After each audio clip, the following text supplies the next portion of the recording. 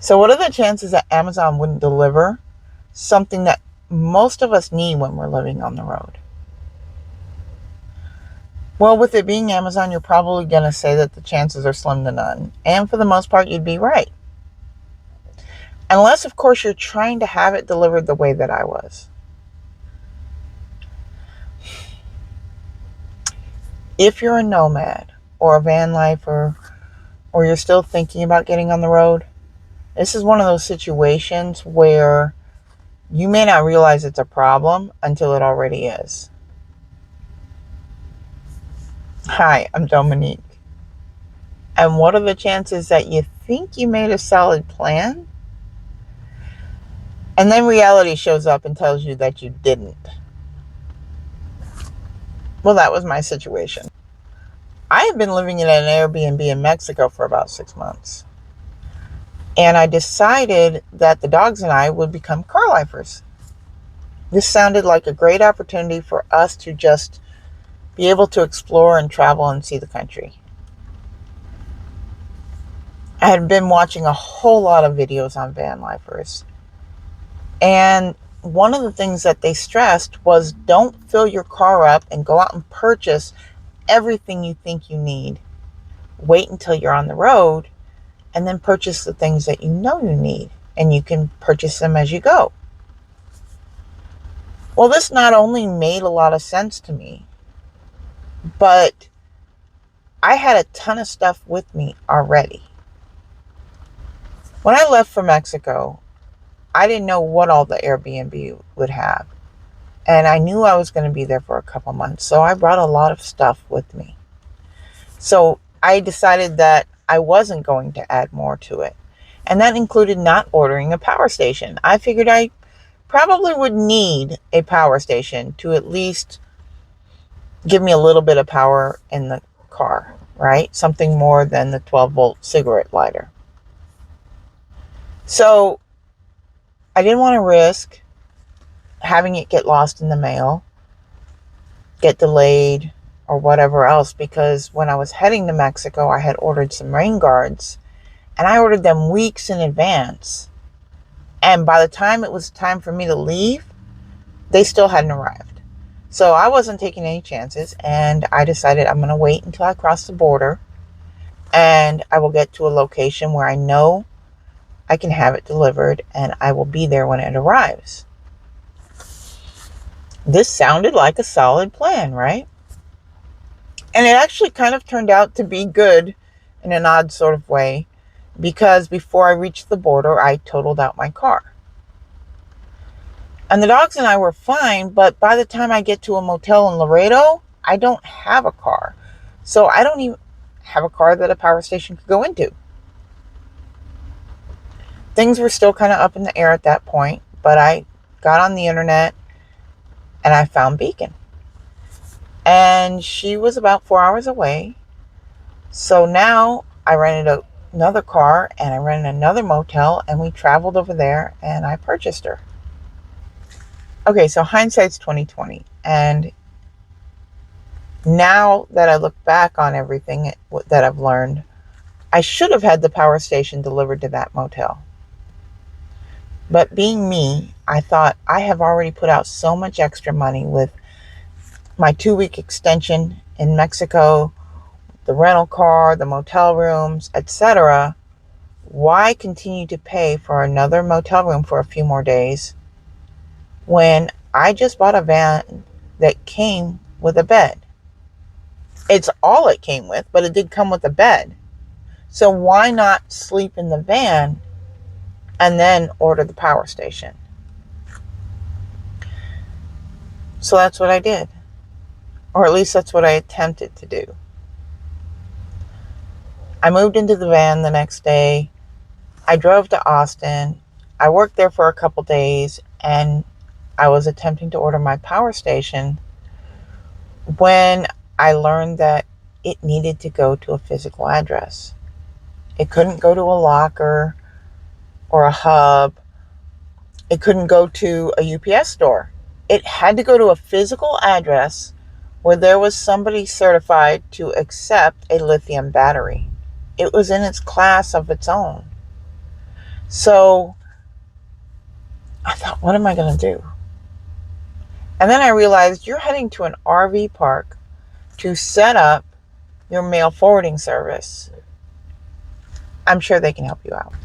I get to the RV park and I'm meeting with the woman from the Escapees mail forwarding service. And I let her know that I need to have my power station sent there. But she tells me that unfortunately they're not certified to receive a lithium battery. But I should check with the actual RV park manager that their office may be certified. So I head down to the management office and she says, yeah, it's not a problem, that they do it all the time. And I said, okay.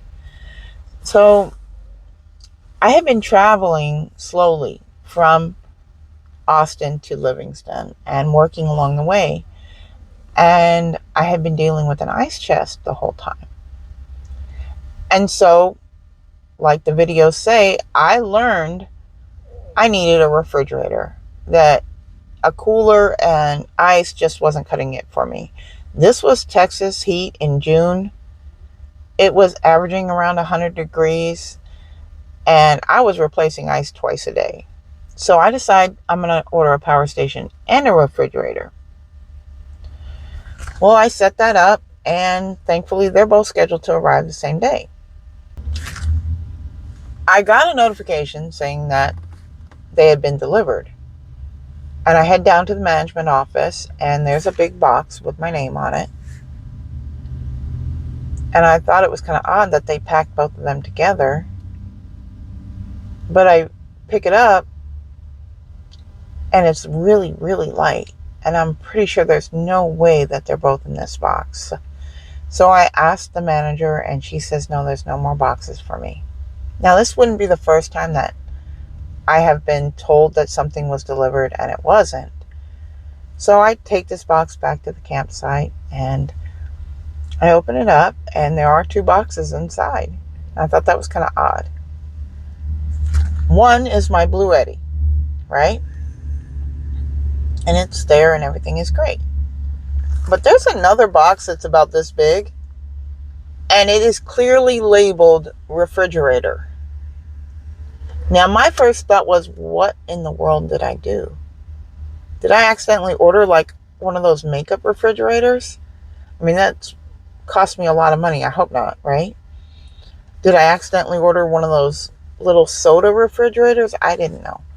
But I open it up, and there are 6 boxes of chocolate covered butter cookies. Yeah. 6 boxes of cookies. And I look back at the label, and again, it clearly has my name on it, and it says refrigerator. I thought, okay, whatever.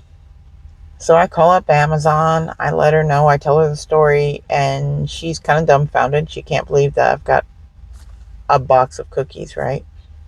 But she tells me she needs me to send her pictures, that I need to send her a picture of the label and the box of cookies. And so she sends me a link, and I do that. And she stays on the phone, and she's surprised, but she agrees to go ahead and send out a replacement refrigerator. But she tells me that in order for her to set that up, I have to agree to return the cookies. Now, I remind her that we're in Texas and that they are probably completely melted and non-edible. And she says, yeah, but the pictures show that they're intact, and therefore she has to request that I return them, and she can't set up a replacement refrigerator to be sent out until I agree that I'm going to return them. I'm like, okay, whatever. She says, but they have to go back to a UPS office. I'm like, that's fine, whatever.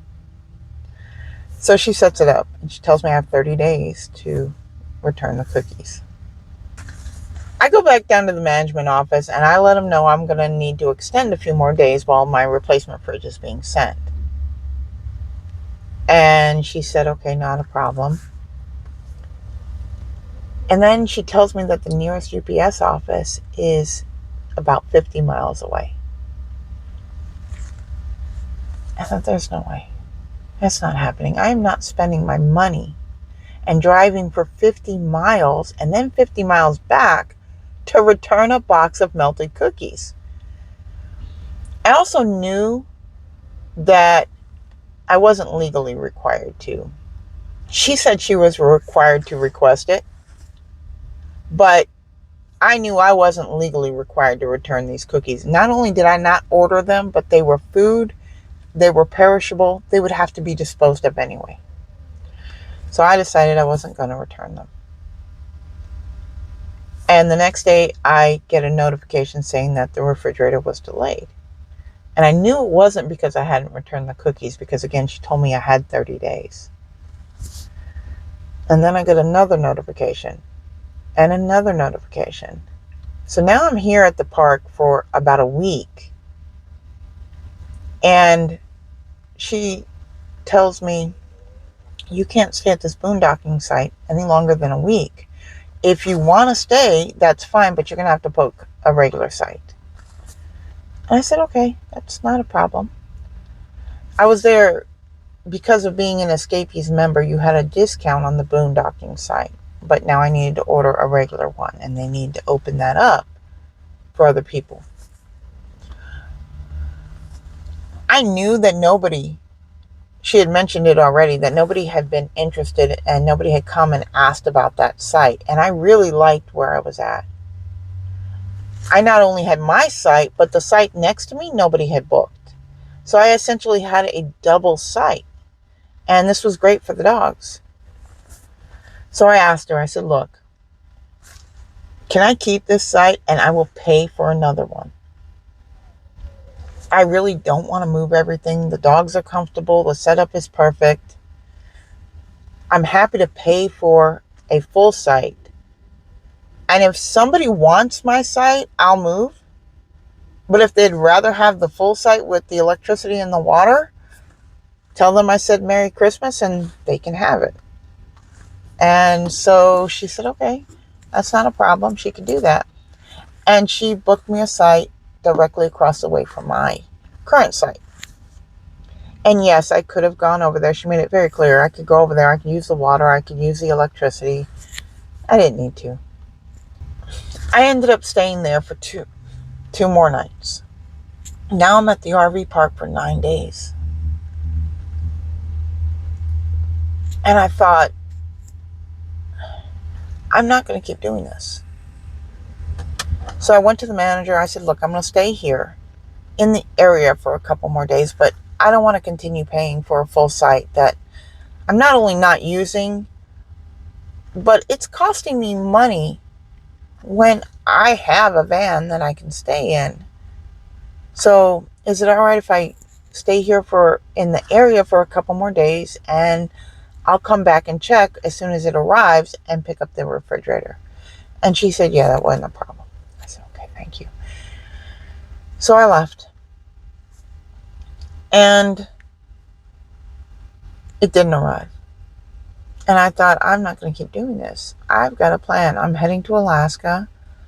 I want to work along the way. I have places I want to stop and see before I reach Alaska. I need to get back on the road. So that's what I did.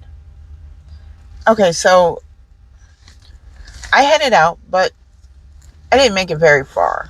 I got as far as Texarkana when I was really done with dealing with the ice. And I really wanted my refrigerator. So I called the motel. I confirmed that they could receive it, and they said yes, it wasn't a problem.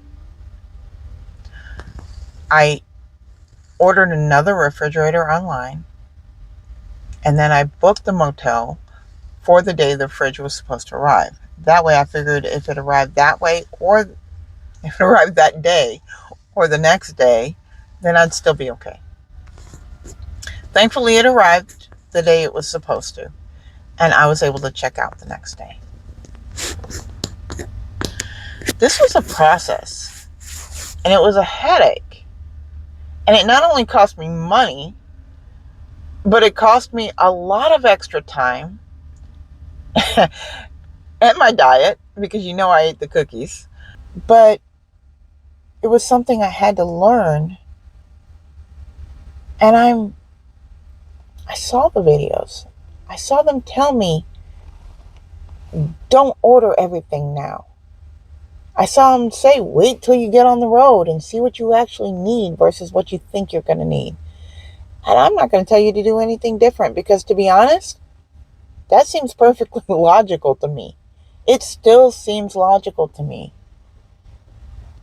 But I'm going to tell you that if you are a van lifer and you haven't ordered these items yet, or you're still thinking about getting on the road, whether you're looking to do it full-time or part-time, or you're looking to do an extended road trip, if you need to order large items or specialty items, check into them.